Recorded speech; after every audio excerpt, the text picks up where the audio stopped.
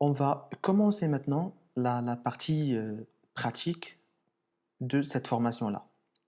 Et c'est beaucoup plus important de voir la première partie en théorie pour savoir les définitions et comment le système Git fonctionne. Le nom du projet, c'est Tuto Git, vous le connaissez très bien.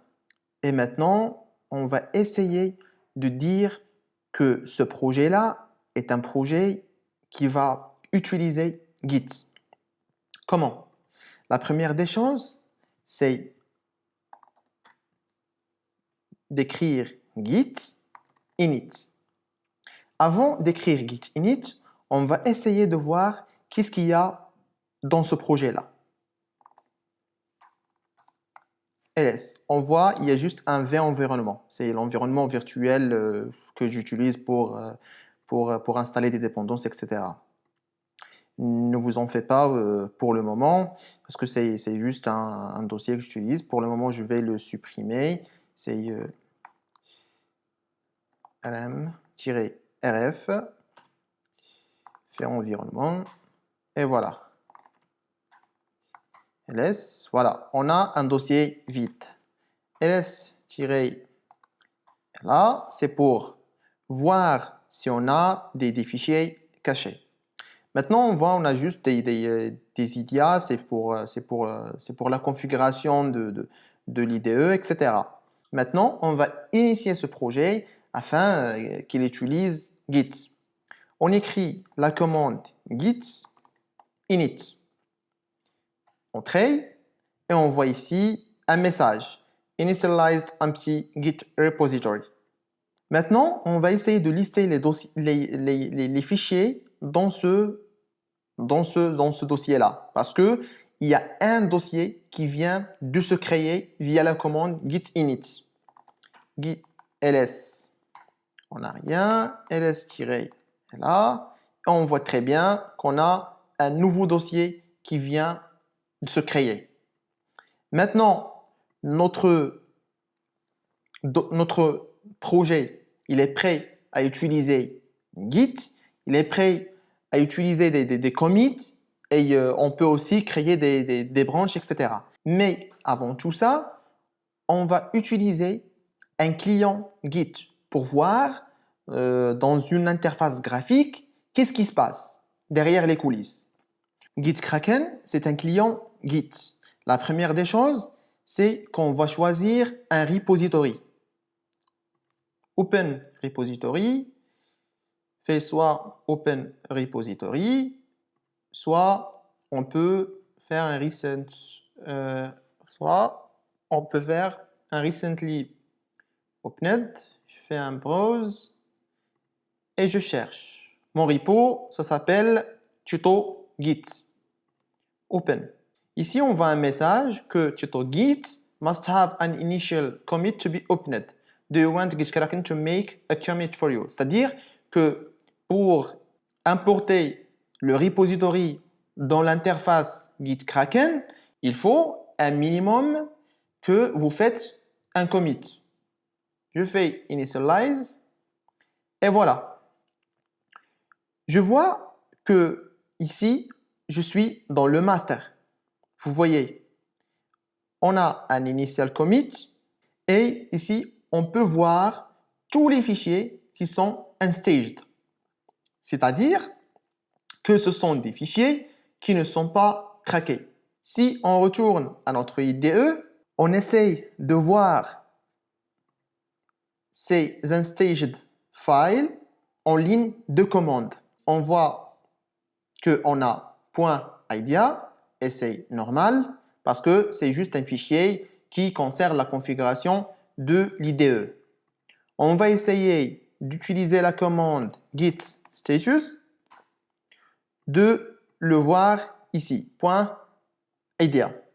C'est un fichier, un tracked file, vous voyez, et si on veut que ce fichier-là soit traqué par Git, on peut utiliser git add plus le nom du fichier, c'est-à-dire git add.idea. Mais pour le moment, on ne va pas traquer ce fichier-là parce que ça ne correspond pas à notre projet et ça ne sert à rien de le committer ou de le faire envoyer à un repository distant, vu que ce fichier-là est créé par l'IDE. Maintenant, on va essayer de configurer notre repository avec un repository distant, c'est-à-dire utiliser un système de versionning comme GitHub ou GitLab afin de poser, par exemple, nos codes sources dedans et pour donner l'habilité à d'autres développeurs de participer ou à contribuer dans notre projet. Alors, pour nous, on va utiliser GitLab en tant que système de versionning. Une fois enregistré et authentifié, vous allez être redirigé vers votre compte. Vous allez essayer ici de cliquer sur New Project, soit un blank project, soit from template. Nous, on va essayer juste de créer un blank project. On va le nommer tuto Git, c'est privé ou public, et on fait create project. Ici, on voit Git Global Setup, c'est pour initier Git de vous connaître bien sûr. Vous appliquez cette commande-là, git config-global user.name, git config-global user.email. C'est pour vous, bien sûr vous reconnaître. Create new repository. Alors, soit vous avez un repository déjà ici, vous utilisez ces commandes-là pour cloner votre repository dans votre bureau et vous pouvez essayer de faire des commits et des push. Maintenant, on a déjà un existing folder. C'est notre cas. Si on voit ici, on a déjà notre projet. Et on constate très très bien que Gitkraken nous a ajouté un fichier README. En se déplaçant dans notre dossier, on fait un git init que nous avons déjà fait et on exécute cette commande-là. C'est git remote add origin. On dit à notre folder que vous avez un repository distant. Et voilà le lien. Ce lien-là sera utilisé pour envoyer les modifications à notre système de versionning. C'est-à-dire lorsque vous faites un git add, c'est pour dire, voilà, je voulais que Git traque ce dossier, c'est-à-dire suivre les modifications dedans qu'on va faire. Lorsqu'on fait un git commit initial commit, c'est-à-dire que on prépare notre fichier modifié avec un message, c'est-à-dire que j'ai modifié le log. J'ai ajouté une page HTML. Vous voyez, il faut un message bien précis. On va voir pourquoi. Et en fin de compte, on va utiliser git push-u use origin master. Origin master, c'est la branche principale. On va essayer de voir comment on va créer une autre branche. Alors, on va essayer de suivre ce flow-là. Je vais prendre cette commande-là, git init, je l'ai déjà exécuté, et maintenant, je vais exécuter git remote add origin, etc.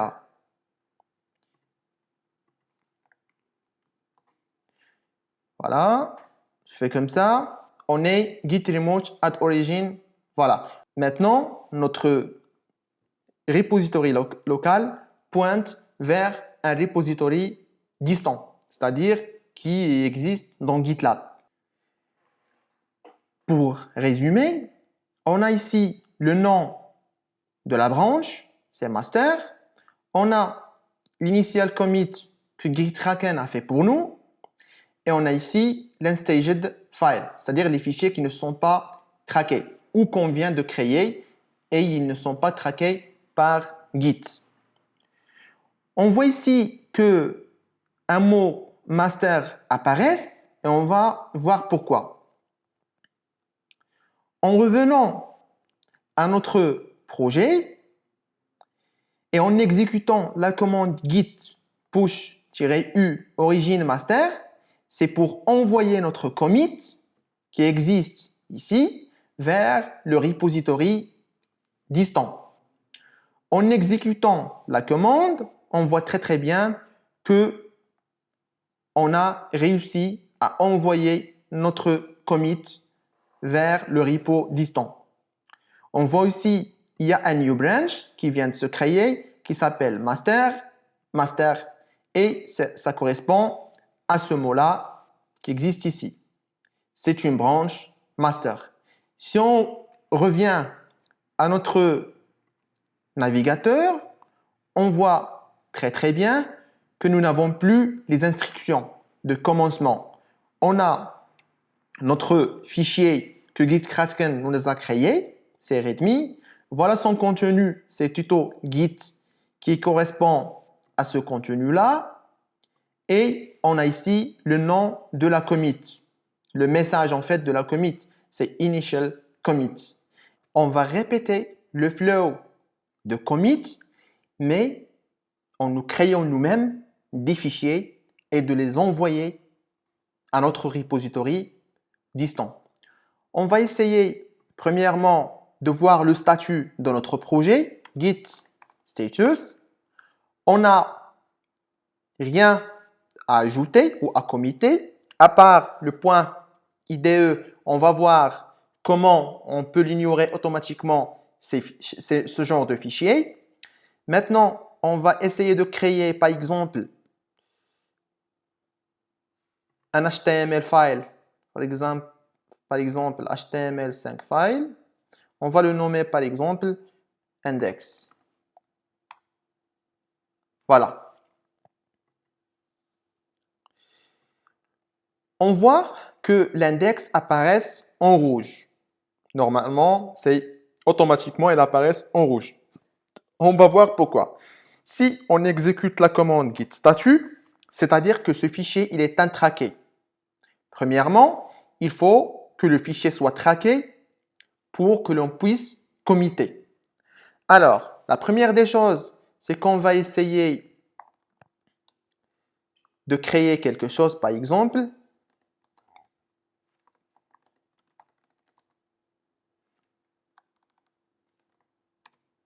Voilà. Git statut. On voit index.html.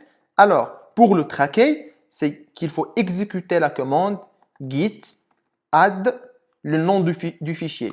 C'est index.html. Mais si on fait git add point, c'est-à-dire on veut ajouter tous les fichiers qui ne sont pas traqués. Et ce n'est pas le cas, vu qu'on va ajouter aussi le point idea. Et ce que nous ne voulons pas bien sûr. Index.html. Une fois en cliquant sur Entrée, on voit très bien que le fichier il est en vert, c'est-à-dire qu'il est traqué par Git. Revenons à notre Git Kraken, on voit ici staged, traqué, c'est-à-dire staged, index.html. Alors maintenant, si on exécute git commit plus le nom du message, les fichiers qui vont être committés, c'est juste les fichiers qui existent dans staged file. Et les fichiers qui existent dans un staged file ne sont pas touchés. Revenons à notre éditeur. On va essayer de faire un git status. Et on voit très bien que change to be committed. New file index.html. On voit très bien qu'on a un nouveau fichier et on a le nom du fichier. On va essayer de faire un git commit-m, le nom du message, le nom en fait, le message du commit en fait, on va par exemple add-in index file. Lorsqu'on va exécuter cette commande-là, on voit très bien one file changed, 10 insertion. C'est-à-dire qu'on a 10 insertions et on a un fichier qu'on va envoyer vers notre repository distant. Revenons à notre Git Kraken, on voit très bien que nous n'avons plus quelque chose à committer. Maintenant, il faut envoyer, c'est pusher vers le dossier en fait ou le repository distant. On voit ici que notre commit ici existe, add-in index file. Ça va être commité dans la branche master, voilà, mais il y a une grande différence entre cette info-là et cette info-là. On voit ici un symbole. Le symbole ici, ça veut dire que cette commit-là est déjà envoyée vers le repo distant. Ce symbole-là, le PC ou l'ordinateur, qui disent que notre commit existe juste en local. Alors, on va essayer de faire un push. Git push-u origin master. Encore une fois, le mot de passe que j'ai ajouté moi-même. Et voilà, on voit très bien que notre commit a été envoyé vers le repo distant. Revenons à notre Git Kraken. On voit très bien que notre commit actuel dans le repo distant, c'est add-in index file. Revenons à notre navigateur, on actualise et on voit très bien notre index.html et ici, voilà, mon nom vient d'apparaître. Author 2 minutes ago, c'est-à-dire que je viens de committer il y a 2 minutes. Si on veut voir tous les commits que j'ai fait depuis le début du projet jusqu'à maintenant, je peux accéder à tout ça, repository, commit, et voilà, j'en ai juste 2 commits.